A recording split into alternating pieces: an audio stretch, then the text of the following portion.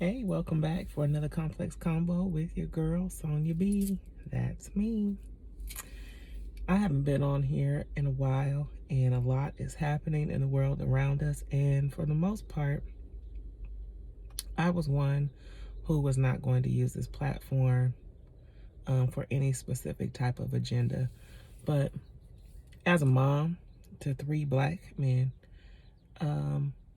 I was obligated to jump on here today because I felt uneasy about a feeling I had.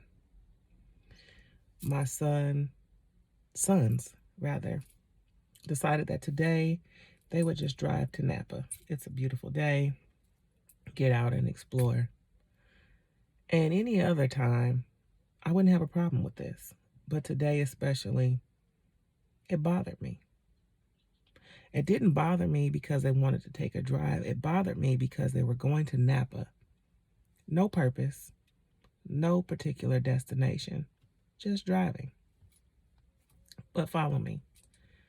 Two young black African American men driving a car to which they own to go to a place where they do not live, but on several occasions we've been made to feel unwelcome. I don't, nor do my kids, wake up in fear of where they're allowed to go and not go. And having been born and raised in California, and them never really having experienced any sort of racism blatantly, they didn't initially understand why I hesitated when they said this is where they were going to go. But I'm not overprotective. And as I mentioned in the beginning, these are grown men, free to roam about the state any way they should see fit, right? But given today's climate, I'm concerned. And not just today. I've always been concerned. And I've always been open and honest with my sons about my concerns for them being born with two strikes against them, one being black and the other being male. The world is not necessarily going to look at you as an equal human being. History has proven that to us. But the fact that in 2020, you have to always think 2 steps ahead. What if I'm pulled over? What am I being pulled over for? What do I do if I'm pulled over? What do I do to ensure that I'm safe, no matter why I'm being pulled over? What if no one wants to help me when I enter into their business establishment? What do I say when I'm not greeted when entering upon the establishment and others are? These are things that unfortunately still today we have to think about. Now, I'm of the mindset, and I share this with my sons, I don't feel, nor have I ever felt, nor will I ever feel obligated to convince anyone that I'm worthy, to convince anyone that my life matters as much as theirs, simply because I was born a different color. Simply because I was born a different color. I've always been proud of my skin color. I've been uneasy about it for other reasons. Nothing to do with someone telling me my skin color makes me less valuable than them, but simply because I was always different. I was born and raised in an all-black, predominantly black community. And at a young age, we moved out, and I became the minority. I never knew what it meant to be different, unwelcome, or unwanted until I was in the 3rd grade. In the neighborhood we moved into, which is now a fully populated Fremont, California, wasn't so populated back then. When my own neighbor told me that she wasn't allowed to come over and speak to me or hang out with me or play with me because I was a nigger. I had no idea what that word meant in the 3rd grade. And it didn't bother me. I just knew, kind of stung a little bit. But okay, if you can't play with me, that's fine. Because I was always used to playing by myself. But in 2020, I have to think about these things.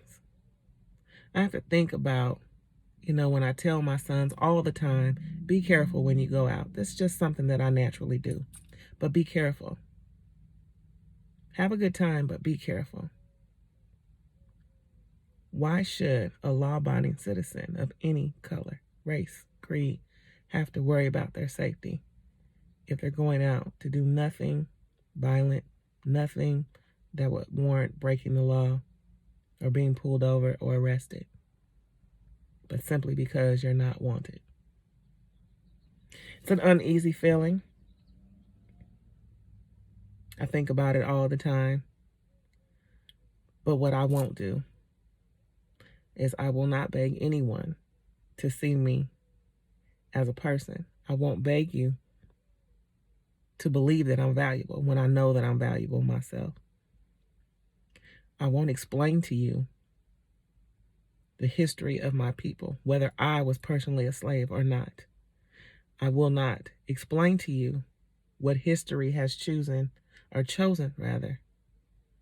to skip over and how we got here. I don't agree with this blatant everyday process of revising history. You don't revise history, you talk about it.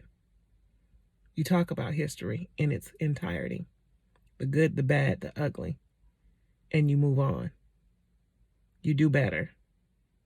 But so many people are walking around blissfully ignorant, willingly ignorant. To be ignorant is a choice. If you are told history, if things that have happened to a people have been explained to you and you choose to still hate and treat them with disdain, you've chosen to be ignorant. That's not my obligation. It's not my obligation to teach you how to treat people. People are people, and everyone deserves equal treatment. Now, if I've done something to you where I've caused you hurt or harm to you or your family, dislike me. But simply because of the pretty brown color of my skin. Sad reality. One of those conversations, those complex conversations that we choose not to have, but we need to have. But where I do stand in this situation is, as a people, as a person of color, we need to talk about how to unite our people, how to uplift one another, how to support one another, how to encourage one another. And those of us who don't know or lack the ability to have this complex conversation with our non-colored friends, we need to teach each other how to do that. Because it takes all kinds. And we're not going anywhere until God says. Think about that. Until he says the same. We're all here. I'm not going to hide. I'm not going to live in fear. And I'm not going to allow my sons to live in fear. That's all. If you haven't subscribed to my channel, please do so by clicking subscribe below. If you have, I appreciate you. And thank you for watching my video today. If you have any constructive thoughts, please leave them below. Until next time, it's your girl.